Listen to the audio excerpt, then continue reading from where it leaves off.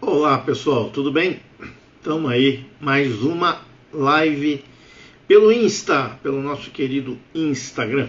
Então ontem nós tivemos a live pelo YouTube e hoje nós temos aí a nossa live pelo Instagram. Tem outras redes sociais, tá gente? Tem o Gather, o Rumble, então tem o Twitter. E toda sexta-feira no YouTube a gente tem aí vídeos de realidade fantástica, vídeos de contos de grandes escritores aí famosos, né? Escritores aí de realidade fantástica, de terror, poderia se dizer assim. Tá bom, gente? Então é isso aí. O pensamento do dia hoje há uma grande diferença entre vencer um debate e ter razão. Essa frase, eu não sei quem foi o autor dessa frase, mas assim, achei algo muito interessante, porque né?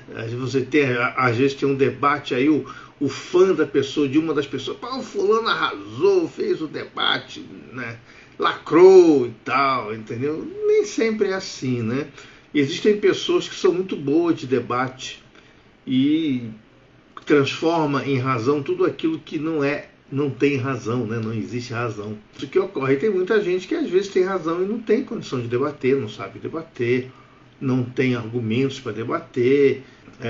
Essa frase, ela tem aí o seu peso, tá bom, gente? É uma frase que tem aí a sua razão de ser, tá bom? Tem aqui a Maristela Gomes, tá? Muito boa noite, Maristela, seja bem-vinda.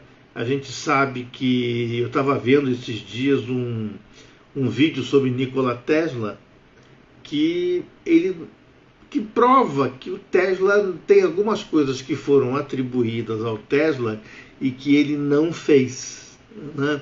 Por exemplo, não foi o Tesla que inventou a corrente alternada, né? O rádio inventado por Marconi utilizou algumas patentes de Tesla, mas não foi Tesla que inventou o rádio. Aquela torre que o Tesla construiu para transmitir eletricidade pelo ar, né? Aquilo era uma coisa que realmente não funciona, foi uma tentativa dele, né? E outros mitos, por exemplo, a Guerra das Correntes, quando Thomas Edison falou com Tesla, né, que a guerra foi entre Tesla e Thomas Edison, na realidade não foi, né? Foi entre a empresa do Thomas Edison e a Westinghouse. Hoje ela é muito conhecida, né? Uma empresa bastante conhecida, porque a empresa que originou do Thomas Edison é a General Electric, né? E a Westinghouse existe até hoje, que fabrica bastante coisas além de coisas elétricas, né? Ela fabrica freios, por exemplo, de trem, né?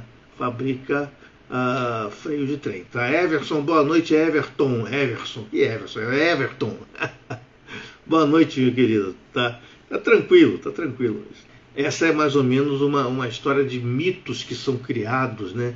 Que são de quem inventou as coisas, e na realidade, se você for a fundo mesmo, pesquisar na história, você vai ver que realmente não é bem assim que acontece. Glênio, boa noite, querido. Boa noite aí, Glênio 7. Bom, existe uma frase também de Santo Agostinho que diz o seguinte: quem é bom é livre, ainda que seja escravo. Quem é mau é escravo, ainda que seja livre. Uma excelente frase aí do Santo Agostinho, né? Falta só a gente definir esse limite, né? Do que é bom, do que é o bem e do que é o mal, né? O que é o bem, o que é o mal, né? Em alguns lugares o bem é de um jeito, em outros lugares o bem é de outro jeito, né? O que é bem para um é mal para outro e vice-versa. Então eu tenho um vídeo, né, no YouTube que fala sobre isso, né? Chama Introdução à Magia, o Bem e o Mal, a Aleister Crowley, que foi o vídeo que eu obtive o maior número de visualizações. Ele tem para lá de 200 mil visualizações, tá?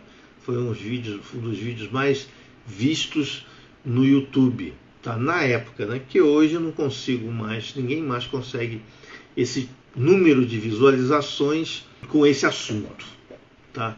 Tem muitos sites, tem muito canal no YouTube, né? Então é bem uma coisa bastante interessante que eu disse na live passada e que não foi muito entendido, foi o que eu falei das palavras fetiche, né? Palavras fetiche foram palavras inventadas por determinado grupo de pessoas para colocar pecha nas pessoas, para denegrir a pessoa, para tirar a imagem da pessoa, para cancelar, se bem que cancelar também é uma palavra fetiche, né, a pessoa. Porque, na realidade, qual é a definição? Qual é a definição? O que é uma palavra fetiche? São palavras isentas de significado. Tá? É dado um significado para elas em que esse significado não existe. Essa palavra é só uma casca para você definir esse significado, né? Então a gente pode colocar, por exemplo, palavras como fascista, nazista, machista, genocida, lacrou, né? Lacrar não tem nada a ver com o sentido que estão dando a palavra. Então são chamadas palavras fetiche, tá? Esse tipo de coisa é definido no livro do George Orwell chamado 1984, que é um livro que eu canso de falar para vocês lerem. Mas o ensino brasileiro foi tão ruim, tão desgraçadamente ruim, que fez com que muita gente de uma nova geração não tenham mais paciência para ler. Eles não tenham mais aquela coisa da leitura, né? Do ler, do gostar de ler, do prazer de ler. A gente tem a internet, que é uma boa fonte, né, de conhecimento, mas é aquele conhecimento rápido e rasteiro. Aquele conhecimento que você precisa entender a origem dele, de onde veio, como começou a história, como essa coisa evoluiu. É um livro, só o livro que vai dar isso para vocês. A profundidade do conhecimento é só o livro que vai dar isso para vocês. Você quer ver um exemplo? Fascismo ou fascismo. O que é uma pessoa fascista? Bom, a palavra fascista, ela vem do regime de Mussolini. Mussolini, que foi o ditador da Itália, antes até da ascensão de Hitler, né? Ele tinha um sonho, tá, de fazer com que a Itália fosse a nova Roma, voltar a ter o império como se a Roma tivesse um império. Muito bem. Então, a Roma, gente, ela tinha um símbolo chamado fascio, F-A-S-C-I-O. Procurem no Google a palavra fascio, vocês vão ver um símbolo, tá? Então, a palavra fascista, ela vem desse símbolo, desse fascio, né? Desse símbolo que tinha uma simbologia. Esse símbolo tem origem etrusca, tá bom? Então ele foi usado pelo Império Romano como assim, associado ao poder e autoridade, tá bom? E ele chamava-se Fascis Lictorine, tá? Então por quê? Porque ele era carregado por um lictor, tá? Então a Roma antiga, em cerimônias oficiais, tinha o símbolo do fascio, tá? Que foi o símbolo, o Mussolini incorporou como símbolo do regime fascista, relembrando, né, voltando aí aos tempos áureos do Império Romano. Então é um feixe de varas de bétula branca, né, simbolizando o poder de punir, né, amarradas por correias vermelhas, tá? Então esse símbolo passa a ser o símbolo da União. Essa é a origem da palavra fascista. Seguidores de Mussolini, por terem o fascio como um símbolo de poder romano, eram chamados de fascistas, tá bom? E nada daquilo que é atribuído. Fulano, você fala alguma coisa que desagrada Você é um fascista? Então vamos aí então ver como é que está aqui, né? O Glênio eu já falei, o Iveson entrou, Marcelo Tarifa entrou, Marta Conceição também entrou.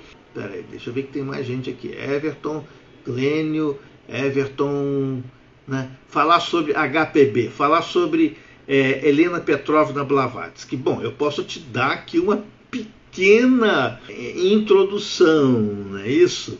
Tá? Porque falar de HPB é uma palestra inteira e talvez não consiga falar a totalidade dela. A Helena Petrovna Blavatsky foi uma estudiosa russa, ela nasceu na Rússia, tá? E ela desde cedo começou a se interessar não por ocultismo, mas mais por filosofia, né? Ela não era assim, não tinha aquela coisa de ocultista, ela se interessava por história.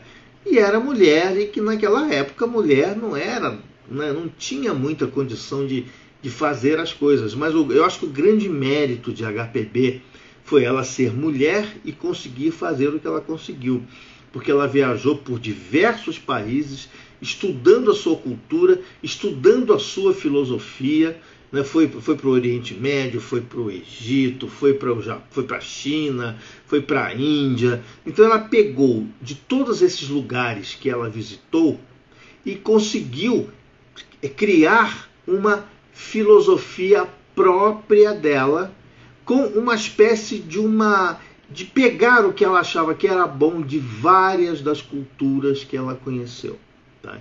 Então, HPB, tá? Ela então criou uma filosofia chamada teosofia, que se você colocar pelo menos pela etimologia seria conhecimento de Deus, entendimento de Deus. Então ela criou uma filosofia fundamentada em todo esse estudo que ela fez. Escreveu diversos livros, chegou a ficar muito famosa na época dela, no entanto, teve muitos detratores também. Tá? Muitas pessoas que, infelizmente, conforme eu falei na live de ontem, a ciência ela procura olhar o que o outro estudou e estudar o que o outro estudou para aperfeiçoar, né? No ocultismo não, você olha o que o outro estudou para denegrir. Então foi o que aconteceu com Blavatsky, tá? Então muita coisa da Blavatsky é muito bacana, tem coisa que ela deu uma viajada, mas isso em todo lugar tem, em todas as filosofias existem, tá? E certas coisas da filosofia de Blavatsky, por exemplo, foi extremamente distorcida pelo nazismo. A teoria dela, por exemplo, da raça ariana, não tem nada a ver com o que o nazismo preconizava de raça ariana. Tá? E muitas outras coisas que até hoje são extremamente distorcidas aí dentro do conhecimento de Blavatsky, de HPB, tá? Vulgarmente conhecido no meio ocultista como HPB. Tá bom, Glênio? E, poxa, aí, se eu começar a abrir isso aí, eu vou ficar aqui o tempo todo falando. Iveson Costa, boa noite. Marcelo Tarifa, boa noite. Marta Conceição, 3386, entrou. Valeu, Marta. Everton dos Santos, professor, uma dúvida. Se eu, de algum modo, entro numa loja em sessão fechada, o que acontece? Qual seria o procedimento? Você, não maçom, entrar numa loja em sessão fechada? Olha, não maçom, você não vai entrar, você não vai conseguir entrar. A não ser que você force, dê um pontapé na porta com uma metralhadora e entre, porque não vão te deixar entrar. Agora, se você é maçom e você chegou atrasado a uma sessão maçônica, tem todo um procedimento para você entrar, tá? Você bate a porta, pede licença, dependendo do rito, tá? Cada rito tem um procedimento diferente, tá? O rito escocês antigo e aceito, que é um rito predominante no Brasil, é um rito em que você bate na porta, um fala com o outro fala, o outro fala para o outro falar, o outro fala daqui, fala de lá, aí deixa você entrar e tem uma forma de você entrar na loja, tá? Tudo isso faz parte do ritual da loja que eu não sou autorizado a te dizer, tá? Mas existe todo um procedimento, tá? que envolve palavras, toques e sinais. Por isso que eu não posso dizer para você, tá bom? Então existe sim um procedimento de você, maçom, membro ou não da loja, de entrar na loja durante uma sessão, ok? Existe sim, tá? Porque acontece, às vezes você está indo para a tua loja, você se atrasa, o trânsito, essas coisas todas, e você chega lá, a loja já está em sessão, e como é que eu faço? Bom, aí você, né, todo maçom já como aprendiz já é orientado a tomar o procedimento para entrar, e sim, a loja deixa você entrar, sim, tá muito difícil uma loja que não deixa você entrar depois da sessão iniciada, tá? Deixa sim, tá bom? Mas eu não posso dizer, tá? Eu não posso abrir isso, tá bom? Porque envolve uma série de coisas que são palavras, toques e sinais que eu não posso dizer, tá bom, Everton? Marcelo Tarifa, boa noite. Boa noite, Eliane Libiju. Entrou, boa noite, Eliane. Tudo bem? Boa noite. Glênio 7 possui alguns dos dons que ela tem. Você diz da HPB? Era uma pessoa que tinha um dom. As pessoas falavam que ela tinha dons mediúnicos e tudo mais. Aí eu não posso afirmar para vocês. Vocês sabem como é que eu sou, né, gente? Tá? Eu gosto do ocultismo, estudo ocultismo, acho o ocultismo uma coisa sensacional, mas eu sou um cético daqueles céticos que precisa me convencer para eu poder entender, porque eu vou começar a perguntar: de onde é que veio isso? De onde é que você tirou isso? Mas você pegou isso da onde? Tá? E aí, se a pessoa disser para mim que ela pegou isso de determinado lugar, eu vou naquele lugar e fuço. E eu faço as mesmas perguntas para aquele lugar. Da onde é que surgiu isso? Veio da onde? Da onde? Da onde? Da onde? Até eu achar o início do início.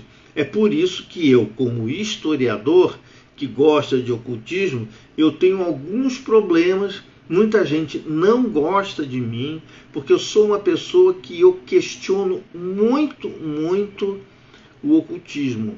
Tá? Mas não questiono no sentido de querer denegrir ou querer fazer com que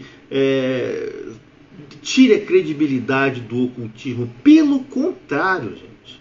Pelo contrário. Eu quero dar credibilidade ao ocultismo. Se alguém falar assim, puxa vida, a astrologia é a maior bobagem do mundo, eu vou dizer, não, senhor. Não, senhor. A astrologia não é a maior bobagem do mundo. Por quê?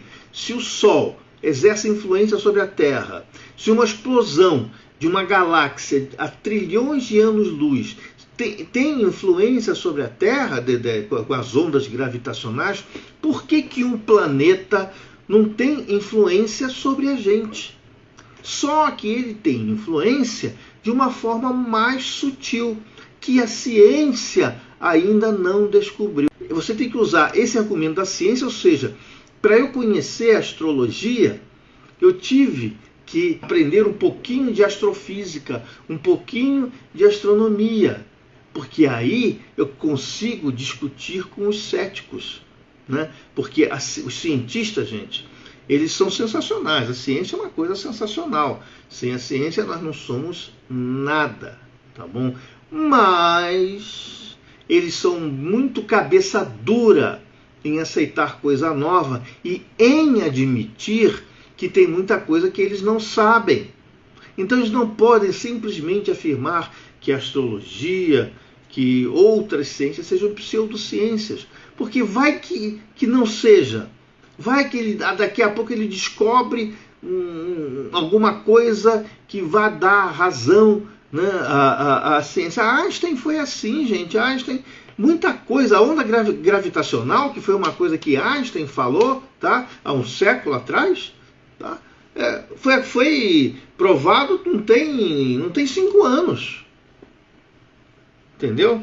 É isso que a gente tem que ver dentro do ocultismo. Você tem que conhecer outras ciências, conhecer outras coisas, para que você consiga, dentro do ocultismo, fazer ilações e estudar de forma séria. Não dizer, por exemplo, que esse cristal aqui é sensacional e vai te curar do câncer.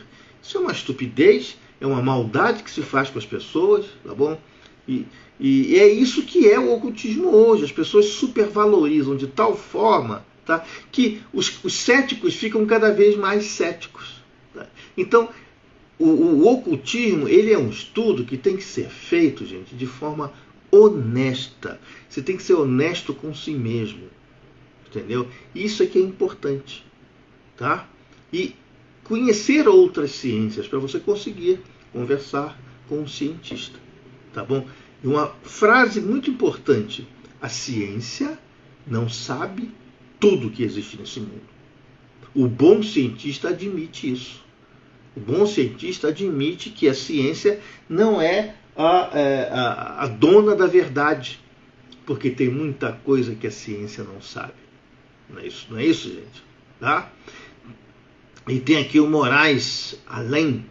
Boa noite, professor. Poderia falar sobre o tetragramaton? Bom, o tetragramaton, ele é um símbolo. Não se tem muita ideia de quando o tetragramaton foi criado, tá?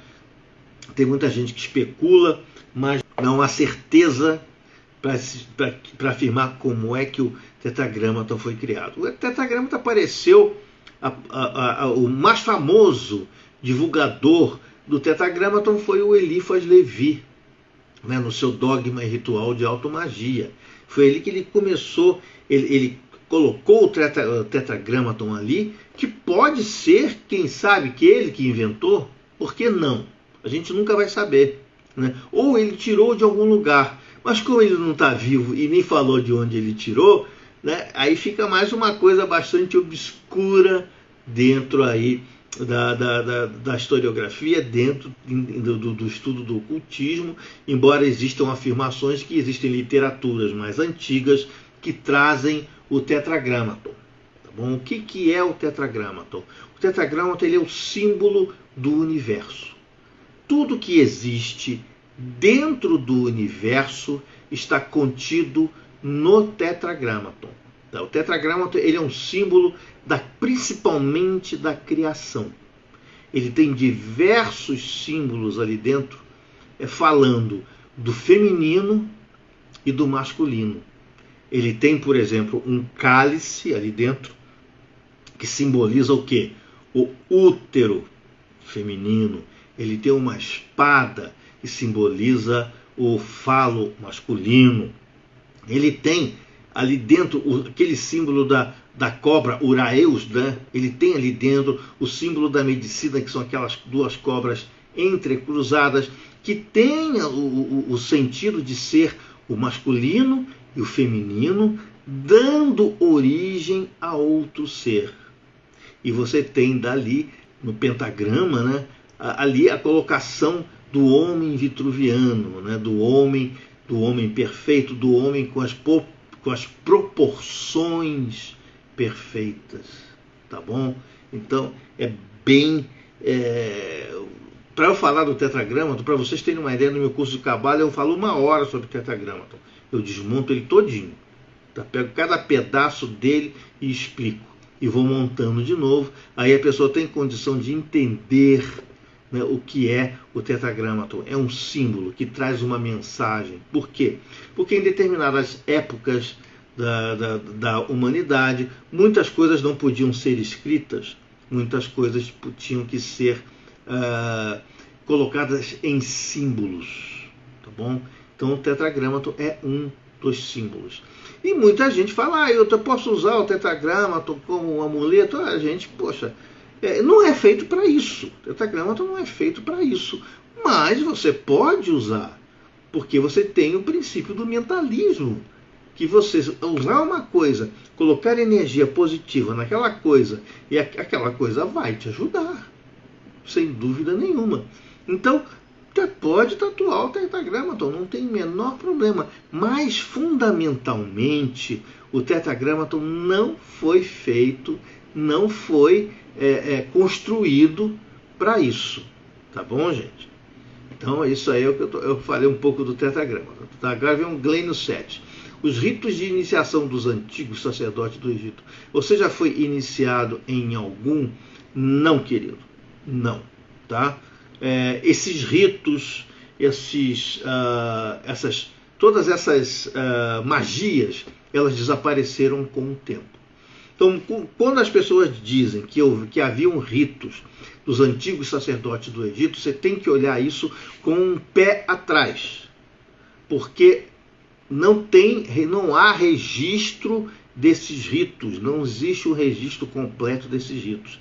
Então, o que muita gente faz é pegar o que tem e, como tem um imenso vazio de conhecimento, e preencher esse vazio com sei lá o que eles acham que tem que preencher esse vazio, tá bom?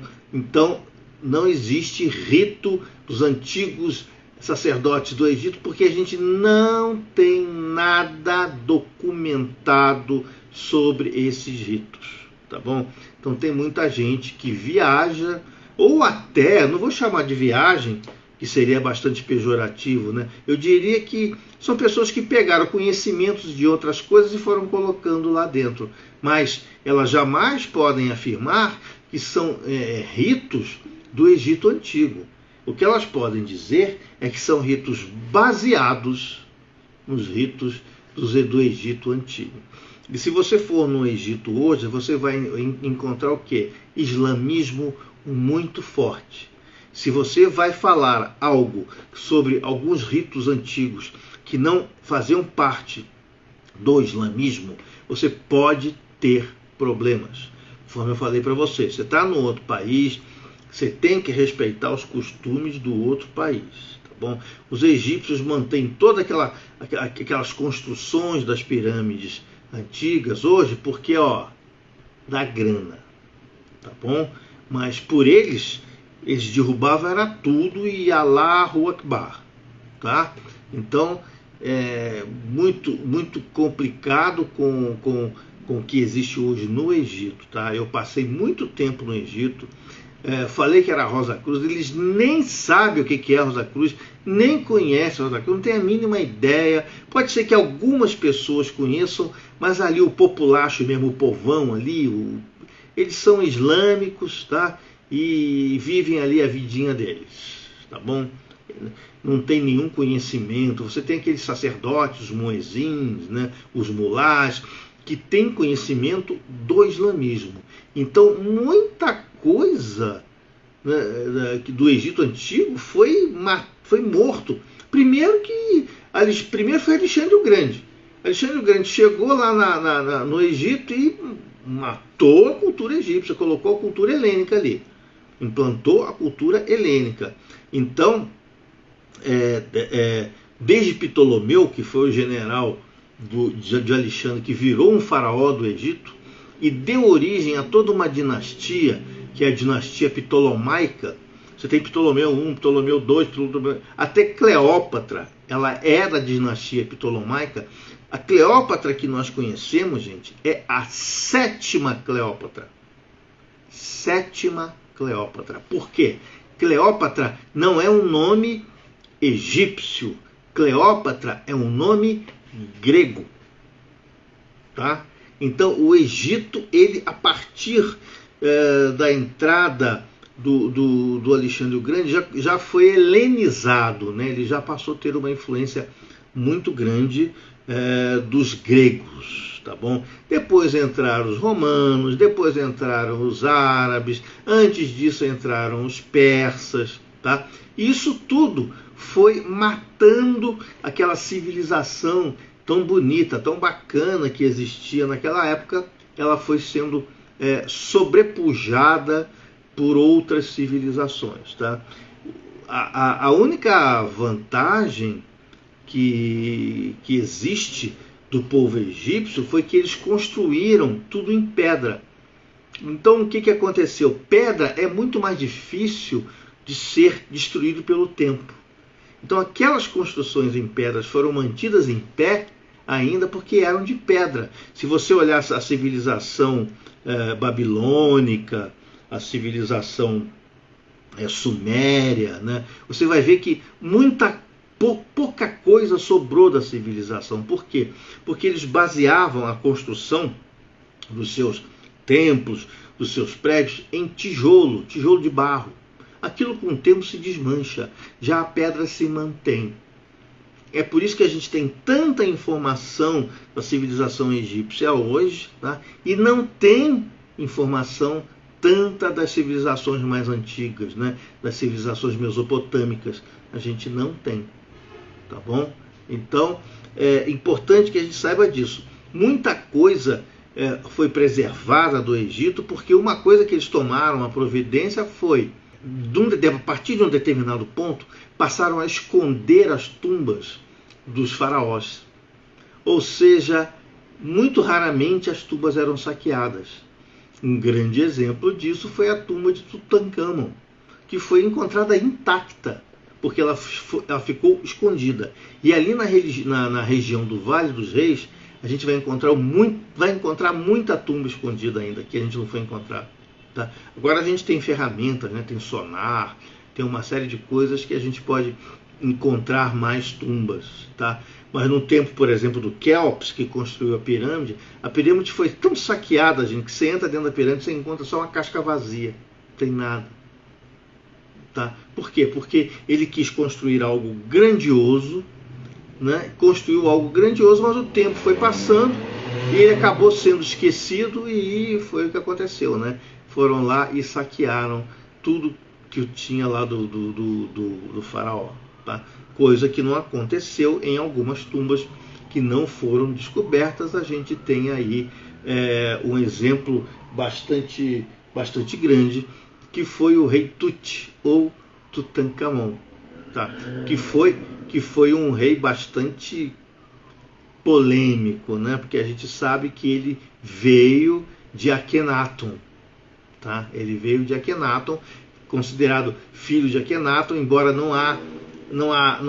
haja alguma discussão sobre Tutancâmon foi realmente filho de Akhenaton, tá bom?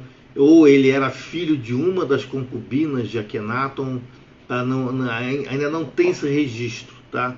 Então tem muita coisa que falta, né? Tem muito gap, tá? Então as pessoas elas começam a colocar, quando você não tem esse conhecimento, as pessoas colocam coisa dentro, né? Então é isso que a gente tem que tomar muito cuidado. Tem um determinado ponto que a gente conhece, tem um ponto que a gente não conhece, e lá para frente a gente começa a conhecer de novo, e tem um buraco de conhecimento aí no meio, que as pessoas têm uma grande tendência a colocar. Gente, tem um cara aqui que mora aqui perto de mim, o cara tem uma Ferrari, ele fica o dia inteiro passando aqui na rua, mostrando a Ferrari dele, faz um puta barulho, enche o saco, entendeu? Por que não pega o raio da Ferrari e não leva para uma pista de corrida, vai correr lá? O cara fica aqui, andando sempre para baixo, entendeu?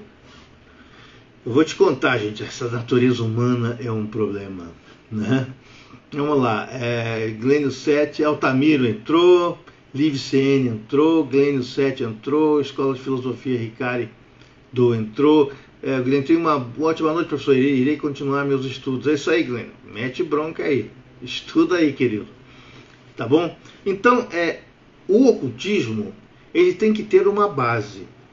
Existem duas formas de você olhar o ocultismo: como praticante, com fé.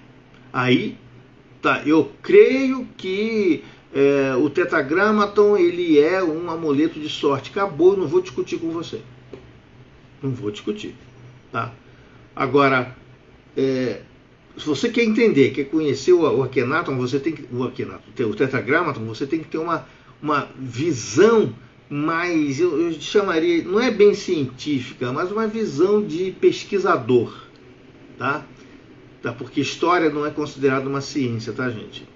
Infelizmente não é. Por quê? Porque tem historiador que pega esses buracos e põe coisas incongruentes dentro, tá? Então muita gente não usa um método científico para isso. Eu estava contando até na live passada que quando eu fui para Jericó, né, eu participei de escavações em Jericó, lá em Israel, e tinha uma equipe de arqueólogos. Eu era um curiosão lá, que ficava lá no meio, e tinha uma meia dúzia de religiosos. Nada contra religioso, tá? Mas um historiador, ele não pode ser religioso. É muito difícil você ser religioso e essa religião sua não influir no que você vai deduzir na história. Né? Foi encontrado nas escavações de Jericó os vestígios da muralha de Jericó bíblica, né? que o Josué destruiu e tudo mais. Tem toda uma história até muito bacana em cima disso aí. Bom, estávamos em Jericó, que é a cidade mais antiga do mundo, tá, gente? Jericó é a cidade mais antiga do mundo. E a gente estava ali descobrimos vestígios de uma muralha. Nossa! Aí os religiosos já começaram.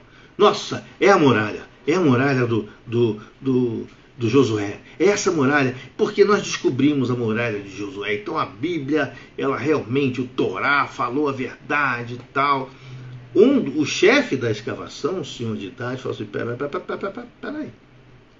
Não vamos tirar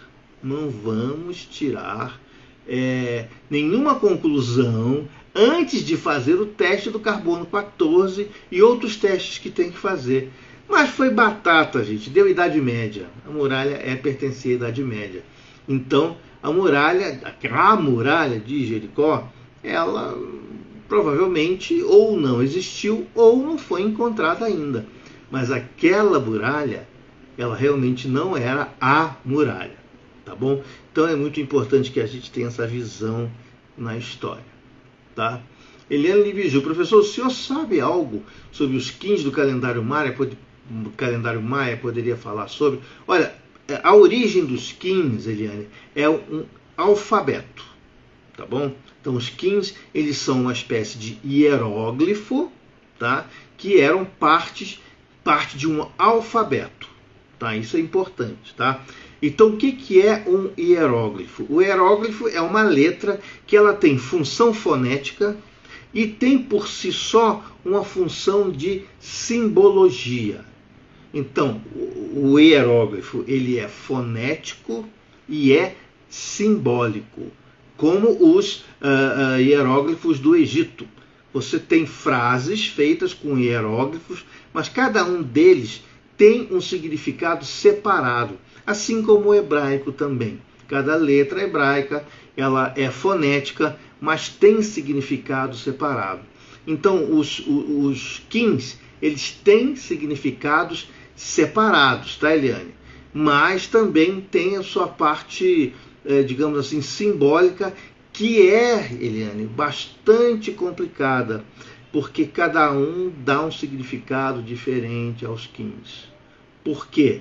Porque não existe documentação que ateste realmente qual era o verdadeiro significado dos kins. Isso é importante. Tá? A gente descobriu o significado dos hieróglifos graças à pedra de Roseta, que a gente encontrou lá no Egito. A pedra de Roseta era uma pedra que tinha grego, que é uma língua que a gente conhece, demótico, que era uma língua que a gente não conhecia, e tinha lá os hieróglifos. Como a gente sabe grego e aquilo tudo estava sendo repetido em 3 línguas diferentes, por dedução você descobre, né, o que estava escrito ali e começa a conhecer o alfabeto egito. No caso dos kins, não houve uma pedra de Roseta. Tá? Então a gente tem muito cuidado quando a gente vai olhar para o significado dos kins, da onde é que veio, quem falou. Se você começar a procurar autores, cada um vai falar uma coisa diferente. Isso eu estou falando do ponto de vista de estudo, tá? Do ponto de vista aí de pesquisa, tá bom? Agora, do ponto de vista de fé, é outro papo, não quero entrar aqui nessa seara, tá bom? Não quero entrar aqui nessa seara, porque a civilização maia, ela teve um fim muito abrupto. Tá? A civilização maia simplesmente teve um fim praticamente inexplicável. Muita gente diz que eles derrubaram todas as árvores do lugar, que acabaram com a ecologia do lugar, aí ficaram sem ter o que comer. E isso é um argumento que eu acho muito, sabe assim, muito político. Por quê? Porque, poxa, se eles não tivessem árvore lá, eles poderiam ir em outro lugar que tivesse árvore, tá? Eles poderiam ir em outro lugar que tivesse árvore. Simplesmente isso. Tá bom? Simplesmente isso. Então, a gente tem que ter também uma visão bastante de história para poder entender toda a simbologia, tá? Então, eu acho bastante interessante a simbologia dos Qins, mas é uma língua, é uma linguagem, tá? Que muita gente ainda não decifrou ainda tem isso também, tá bom? E as pessoas falam que o calendário maia é um calendário finito. Não, o calendário maia não é um calendário finito. Mas é um calendário que você tinha que ficar toda hora fazendo o calendário. Não é igual ao nosso calendário, que por uma fórmula matemática, você sabe, por exemplo, que dia da semana vai cair o Natal de 2050. É só pôr isso numa fórmula matemática e você vai saber quando é que vai ser o Natal, que dia da semana vai cair o Natal de 2050. No calendário maia, não, você tinha que estar toda hora fazendo o calendário, porque ele tinha diversas... Ele não era um calendário matemático, ele era um calendário filosófico, tá? Que se baseava, eram círculos dentro de círculos. Bastante interessante, o calendário maia ele era lunisolar, né?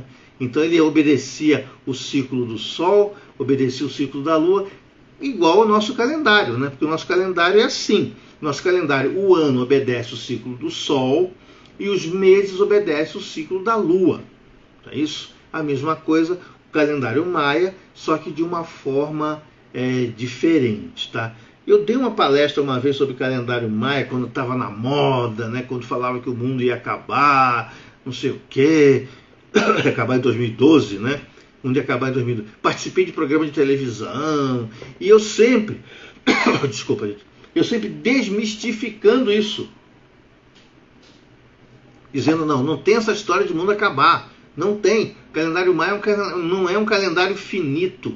Ele é infinito. Só que para criar esse calendário, você tinha que ter outros parâmetros para criar o calendário. Tá bom? E os Qins, na realidade, o que eles eram? Eles eram indicadores de posicionamento. Tá bom, Eliane? Isso é mais ou menos aí o que a gente pode dizer do calendário maia. Tá bom? Então, aquela história que eu falo, Helene. Você tem uma determinada faixa de conhecimento, tem uma faixa que você tem aquele gap de conhecimento, depois você começa de novo e as pessoas põem coisa ali dentro. Tá? E as pessoas têm que ser honestas e dizer assim, bom, isso aqui foi a história que disse, isso aqui foi a minha dedução. Tá? Isso aqui eu deduzi. Então, até aqui é história, até aqui é dedução, que também é válida, se você for pensar bem, dedução também é válida, por que não? Tá bom? Então, é bastante interessante, tá? O calendário maia, ele é uma matéria muito interessante de você conhecer, porque você conhecia também a natureza desse povo, tá? Muito pouca coisa tem da natureza desse povo, né? Você tem lá Chichén Itzá, né, que eu já fui lá. Hoje você não consegue ir lá porque é um inferno de gente vendendo coisa, de turista, é uma encheção de saco que vocês não têm ideia. Os caras vendendo porcaria lá, cara. É extremamente complicado ir lá. Você ir lá para estudar, você não vai conseguir, que você tem um monte de chinês lá. Chinês é bicho mal educado, sai te atropelando, entendeu? É bem complicado você ir lá agora com um pensamento bastante, digamos assim, esotérico que nós temos, né?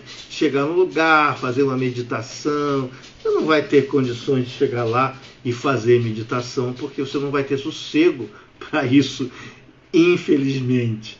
Tá bom, né? Edgar Neto entrou, Klaus Lux entrou, tá? Um abraço aí, Klaus Lux. Entendeu, gente? E tá assim, o mundo tá assim, meio complicado, né? Você vai nos lugares, tem até a própria Catedral de Roslin também, eu fui uma vez, não tinha nada. Hoje tem um puta complexo turístico lá. Aí você quer fazer um estudo, você quer fazer uma meditação, tá tudo parede rabiscada. Gente, o ser humano é um negócio bastante complicado, tá bom, gente? O ser humano é algo extremamente complicado, tá? Mas, infelizmente, né, eu li um livro uma vez, um livro de antropologia, que fala, mas o ser humano vai acabar com o mundo, o ser humano é o predador do mundo. Desde que o ser humano surgiu na Terra, desde que o Homo sapiens começou lá atrás, tá, que tinha lá os mamutes, o responsável por essa extinção desses animais foi o ser humano. Então o ser humano ele vem predando o planeta desde que ele surgiu. Então o ser humano é um predador por natureza. Então esse pessoal de ecologia que fala assim, nós temos que mudar, gente, é um pensamento de 50 mil anos. Não estou exagerando, não. Como é que você vai mudar isso de uma hora para outra? Não é isso, gente? Por isso que aí entra o Elon Musk, que não tem nada a ver com essa história, né? Mas ele entra. Por quê? Porque o Elon Musk fala assim, olha, nós temos que ser um povo, uma raça interplanetária, porque nós vamos acabar com o nosso planeta, vamos ter que ir para outro planeta, vamos acabar com ele também, vamos ir para o outro planeta que vão acabar com ele também. Tá? Então tem muita gente que é muito inocente, que fala, nós temos que amar a natureza, não sermos predadores da natureza. A natureza humana, o DNA humano, é assim. Como é que você vai modificar o DNA humano, gente? Como é que você vai modificar? Tá? Entendeu? Everton do Céu, professor, o que você indicaria para os iniciantes no estudo do ocultismo? Eu indicaria um livro, O Mundo Assombrado pelos Demônios. Oh, meu Deus do céu. Eu acho que é um livro para entrar no ocultismo, você começa lendo esse livro, O Mundo Assombrado pelos Demônios. Por que eu recomendo esse livro? Porque é uma visão de um cientista de como o universo funciona. Você partindo desse ponto de como o universo funciona, você pode então ler um Eliphas Levi, você pode então entrar numa sociedade secreta, você pode então começar a ler livros de autores de ocultismo. Mas o Carl Sagan, ele é muito bom porque ele te bota o pé na terra e quando você começa a ler os outros livros, tá, você começa a aprender a questionar. Bom, isso aqui faz sentido, né? Mas isso aqui não faz. Tá? Então, sabe? Então primeiro você tem que entender o funcionamento do universo, que o estudo do ocultismo, o estudo do esoterismo, não é nada mais, nada menos que você tentar entender como o universo funciona. Os físicos também, entendeu? Tem até um livro do Paulo Coelho, acho que foi Brida, eu não me lembro qual foi o livro que ele escreveu, que ele fala de um casal, que ela era ocultista e o cara era físico. Ambos estavam buscando a mesma coisa. Estavam buscando Deus, mas só que de uma forma diferente. Ambos procuravam Deus. Ele pela física e ela pelo ocultismo.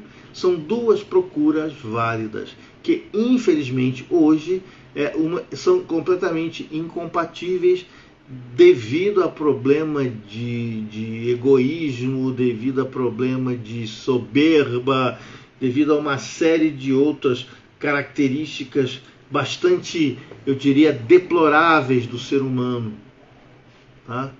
Bastante deploráveis, de dizer que eu sou o gênio, eu sou o cara que sei tudo e mais ninguém sabe de nada, sabe? Então essa é uma característica do ser humano muito, muito complicada, tá bom? Mara Lilith, e aí Mara, tudo bem? Tranquilo? Tá? Então é isso, Everton, tá bom? Então seria o começo, é isso, tá? Com isso, um Dogma e Ritual de Alta Magia, um bom livro para você começar. Eu comecei por ele. Mas é difícil? Não é. Não é. Porque o ocultismo exige de você uma cabeça muito aberta. Muito aberta. Esse conto que eu coloquei no YouTube, que vai ao ar amanhã, chama-se O Corvo, de Edgar Allan Poe. é um conto contado em forma de poema. Então você tem que prestar muita atenção no que ele diz, procurar entender as entrelinhas. Então o estudo do ocultismo ele é muito importante disso. Você tem que aprender interpretação de texto, que infelizmente, gente, eu acho que os professores mais modernos esqueceram de ensinar aos alunos interpretação de texto. O que o autor quis dizer com isso, o que ele quis dizer com aquilo. Então muita gente acha que a leitura do ocultismo é uma leitura complicada, uma leitura difícil, porque não sabe interpretar texto. Não sabe penetrar na cabeça do autor. É a mesma coisa quando você vê um filme. Quando você vê um filme, você tem que penetrar na cabeça do diretor. Por exemplo, quando vocês veem um filme, fala já o nome do diretor, você já sabe, opa, esse filme aqui vai ser assim. Então, o interpretar texto te ajuda a saber o que se passa na cabeça do diretor. Então, quando você vê um filme de um diretor, tá, você imagina os outros filmes feitos por esse mesmo diretor. Coisa que ninguém hoje consegue pensar nisso, né? Tá? Tarantino, gente. Oh, meu Deus do céu. O Tarantino. Quando você vê um filme do Tarantino, o que você imagina? É um filme violento, né? Mas é um filme complexo. Diversos filmes do Tarantino são filmes violentos e filmes complexos. O filme do Martin Scorsese já são filmes mais épicos. Os filmes de são filmes que dão mais efeitos especiais, né? Tá? O Stanley Kubrick, né? Ele é um diretor de filmes épicos e por aí vai, do Coppola, do Hitchcock, filme do Hitchcock, né? Os filmes de mistério do Hitchcock, os filmes de terror do Hitchcock, né? Então quando você descobre de determinado filme, de determinado diretor, você entende, né, a cabeça dele e do que o filme é feito. Então é importante quando você lê um livro, quando você está lendo alguma coisa, você entende o pensamento do cara que escreveu o livro. Você entra na cabeça do cara que escreveu o livro. Mas infelizmente, gente, as escolas, elas deixaram de ensinar isso. Tá? Deixaram de ensinar essas coisas, né? Hoje o que tem de filme bom? O que tem? Marvel, pelo amor de Deus, gente. Filme para criança, entendeu? E por aí vai, tá? E por aí vai, tá? Os grandes filmes épicos que eu recomendo para vocês verem, tá? Os grandes filmes que eu falei, são filmes da década de 60. Eu só posso indicar para vocês grandes filmes da década de 60. Porque hoje é só Marvel, gente. Pelo amor de Deus. Pelo amor de Deus, tá bom? Bom, e com essa Everton Felipe 5902, bem, gente, com essa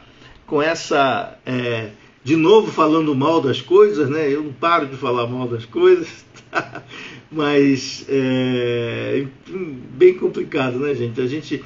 O velho, ele tem tendência a falar muito mal dos tempos modernos, né? Ele tem tendência, mas eu sou o cara, a minha vida inteira eu sempre trabalhei com tecnologia. Então eu acho legal a modernidade. Eu acho legal a modernidade. Só que a humanidade está indo para um caminho esquisito. Esquisito, tá? Que pessoas dessa geração não estão notando isso porque já vivem nisso aí e acham isso normal. Mas para nós mais velhos, a gente começa a pensar, tá bom? Everton dos Santos. Hoje eu faço parte da escola Rosa Cruz Aura, mas muita coisa eu não concordo. Cara, você nunca na tua vida vai encontrar um lugar que você concorde 100%. Não existe, cara. Não existe. Se você entra num lugar que você concorde 100% com o lugar, tem alguma coisa errada. Alguma coisa está errada, tá? Você tem sempre que questionar, tá? Eu questiono a maçonaria, gente, mas eu questiono muito a maçonaria, tá? Eu sou considerado o chato da maçonaria, entendeu? Eu questiono a Rosa Cruz, eu questiono tudo, entendeu? O questionar é muito importante. O questionar é muito importante, tá? Então eu fico muito feliz, Everton, que você está na Rosa Cruz Aura e não tem coisa que você não concorda. Graças a Deus que você é uma pessoa que raciocina, né? Uma pessoa que não é um autômato. Tá bom, gente? Bom, pessoal, essa live ela vai ficar aqui no Instagram, ela vai para o YouTube também, tá bom? Então o pessoal que chegou agora pode ver aí a gravação também, já fez aqui, já estou aqui 1 hora já, então eu vou aqui já me despedir de vocês, tá bom, gente? Então, olha, muito obrigado por vocês fazerem parte dessa live, tá bom? É uma live que normalmente dá 5, 6 pessoas, é uma live que tem pouca gente, que para mim é muito mais tranquilo ter uma live assim, porque eu posso ler a pergunta e ter um pouquinho mais calma para responder, né? Para responder as perguntas, tá bom, gente? Então, olha, um grande abraço para vocês. Na quinta-feira que vem tem outra live no Instagram, tá bom? E quarta-feira live no YouTube. Perfeito, gente? Então, olha, um grande abraço para vocês, tudo de bom, vida longa e próspera. Ailton Alt. Tchau.